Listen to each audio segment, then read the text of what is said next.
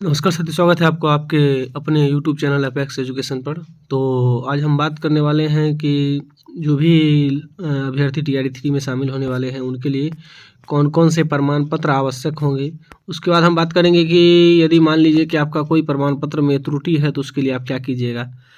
पुनः हम बात करेंगे कि वाटरमार्क कब तक अपलोड करने का मौका दिया जाएगा, और जो प्रधान शिक्षक में जिनका डाउटफुल करार दिया गया है उनके लिए क्या होने वाला है, उनको क्या करना है या उनका कब तक उनको मौका दिया जा सकता है।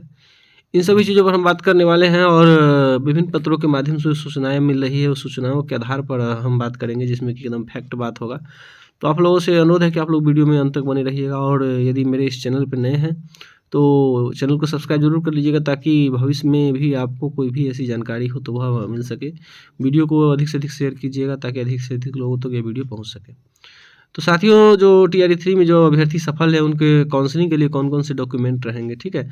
तो ये सभी डॉक्यूमेंट आप लोग आशा करते हैं कि तैयार करके रखिएगा। तो जो टीआरई 3 में है उनके लिए 10वीं का अंक पत्र, मूल प्रमाण पत्र, 12वीं का अंक पत्र, मूल प्रमाण पत्र, इसमें स्पष्ट कहा गया था कि ये सब चीज़ आपको अपलोड करना है।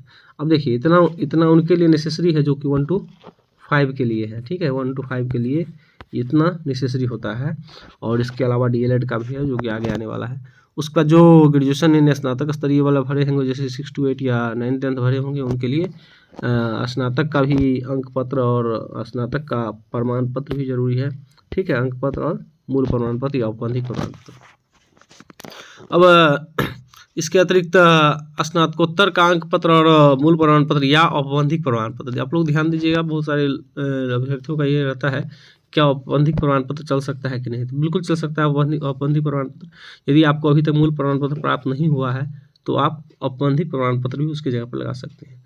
उसी प्रकार से स्नातकोत्तर का जो अंक पत्र पेपर 2 के लिए जो 11 12 के लिए भरे होंगे उनके लिए ज़रूरी है, और मूल प्रमाण पत्र या औपबंधिक प्रमाण पत्र, ठीक है, ये भी आप लगा सकते हैं। अब बीएड डीएलएड तो आपको पता होगा कि जो 1 to 5 के लिए है उनके लिए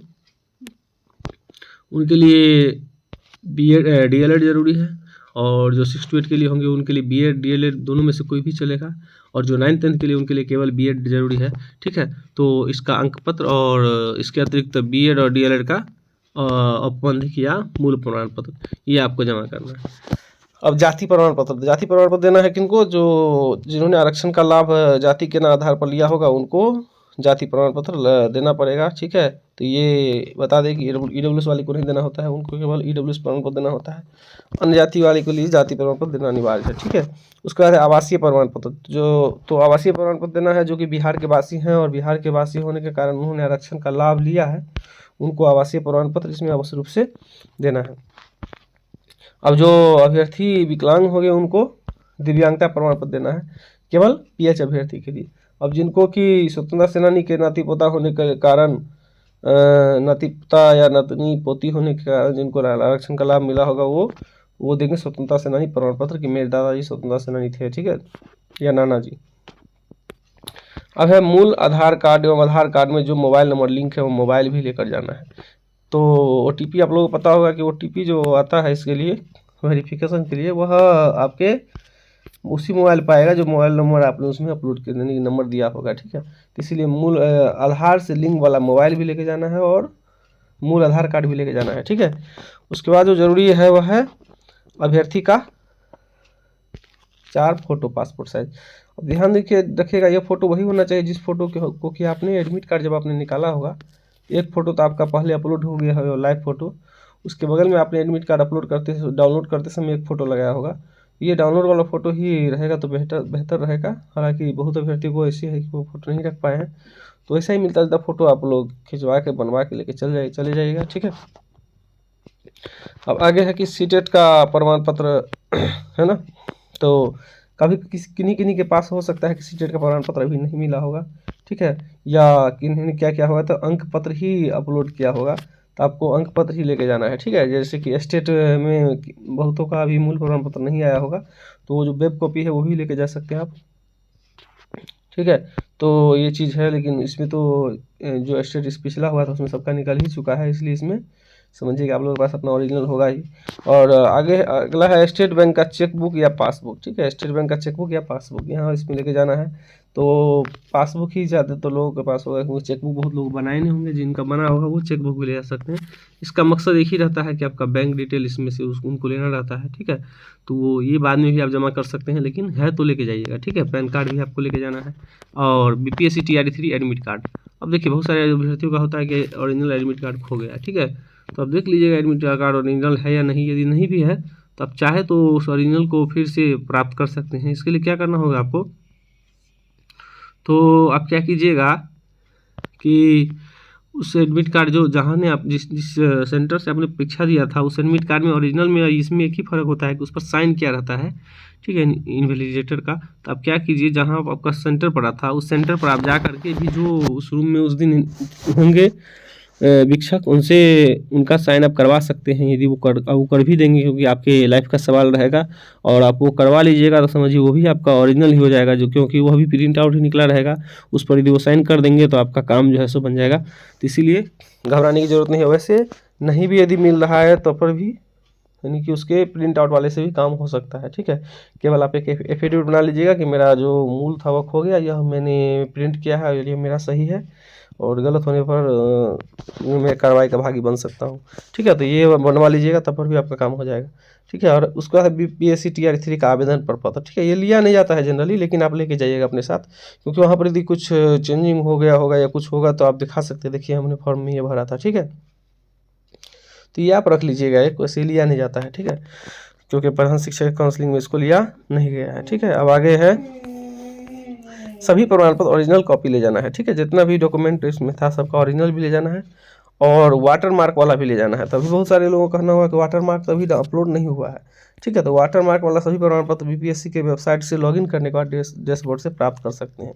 देखिए जो जो समय नज़दीक आएगा तो आप लोगों को ये अपलोड करने का मौका अवसर दिया जाएगा। तो जैसे कि आप लोगों की काउंसलिंग जैसे कि 23 दिसंबर को निर्धारित है, तो फिक्स है कि यह 22 दिसंबर से आप लोगों को डाउनलोड होना शुरू हो जाएगा।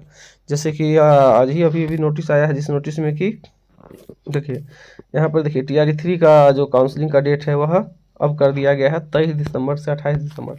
जब 23 दिसंबर 28 दिसंबर कर दिया गया है तो 22 दिसंबर तक अपलोड करने का मौका दे दिया जाएगा, क्योंकि हेडमास्टर जिनकी काउंसलिंग होने वाली है 21 तारीख से 20 तारीख से, उनको मौका दे दिया गया है कि आप डाउनलोड कर सकते हैं वाटर मार्क। और उसमें यह भी दिया गया है कि जो कागज़ आपका नहीं अपलोड हो पाया है उसके लिए मौका दिया गया कि आप फिर से उसको अपलोड करके डाउनलोड कर सकते हैं। तो यहाँ पर क्या हुआ कि TRE1 में दिया गया था मौका, उसमें कहा गया था कि आपको साइन करवाना है, अटेस्टेड करवाना है, लेकिन यहाँ पर अटेस्टेड करने की बात नहीं कही गई है। इसमें कहा गया जो भी कागज़ आपका छूट गया है उस कागज़ को क्या कीजिए, पहले अपलोड कीजिए, फिर डाउनलोड कर लेना है। तो TRE3 में भी ऐसा आएगा और वह आपको देखने को मिलेगा 23 तारीख तक, 22 तारीख तक ऐसा नोटिफिकेशन या 21 तारीख तक ये नोटिफिकेशन आ जाएगा कि आप जो है सो ये कर सकते हैं, ठीक है। और कहाँ जाना है आपको काउंसलिंग के लिए, तो जानना है कि डिस्ट्रिक्ट अलॉटमेंट बाय बीपीएससी। अब देखिए तो एक चीज़ और बीच में इसी बीच में होने वाली है कि आप लोगों को जो है सो डिस्ट्रिक्ट अलॉट किया जाएगा कि किस जिला में आपका होने वाला है और उस जिला के हिसाब से ही आपको जाना है, ठीक है। ये बात हो गया। और जो भी प्रधान शिक्षक अभ्यर्थी हैं उनको बता दें कि जब देखिए इस सूचना के माध्यम से प्रधान अध्यापकों को अपलोड करने का मौका दिया गया है, ठीक है, कि 21 से 24 तक पुनः आयोग के पोर्टल पर वांछित प्रमाण पत्र कागजात अपलोड करेंगे, ठीक है। और डैशबोर्ड में लॉगिन करने के पश्चात अपलोड किए गए प्रति जिस पर आयोग का वाटरमार्क अंकित है को डाउनलोड करना सुनिश्चित करेंगे। देखिए यहाँ पर 21 से 24 तारीख तक मौका दिया गया है यदि प्रधान अध्यापकों को। तो आप लोगों का सवाल है कि प्रधान शिक्षकों को कब मौका दिया जाएगा, ठीक है। तो हम बता दें कि जब तक यह प्रक्रिया पूर्ण नहीं होती है तब तक प्रधान शिक्षक को अभी मौका नहीं दिया जाएगा।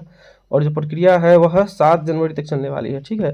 तो ये 7 जनवरी तक होने वाली है। तो आप लोग मान के चलिए 7 जनवरी के बाद अलग से तिथि निर्धारित की जाएगी, जिसमें कि जो भी छूटे हुए होंगे प्रधान शिक्षक जो हैं उनका काउंसलिंग 7 जनवरी के बाद जो है, आपका कोई भी कागज यदि नहीं था तो इसके लिए आपको परेशान होने की ज़रूरत नहीं है।